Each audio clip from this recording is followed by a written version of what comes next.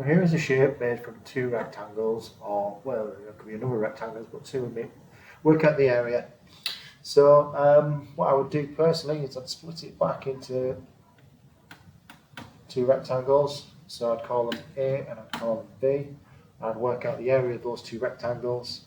So A would be 9 times 2, excuse me, 18 centimetres squared. B, so part B would be 4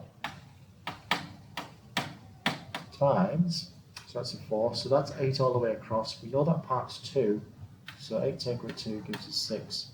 4 times 6, which gives us 24. So the area of the whole thing with these two added together, which is 42 centimetres squared.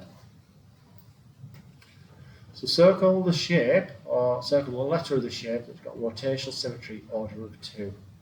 So order of 2, like what we said before, is if you spin it round through the middle, 360 degrees, how many times would it look the same? So start with the equilateral triangle, so that would look the same 3 times, that's got an order of 3 on the parallelogram, same with that. A circle would always look the same, so that's got effectively an infinite amount of rotational symmetry. A square's got 4, it's 4 times, so it ends up being this here, this quadrilateral, this parallelogram, has got an order of 4.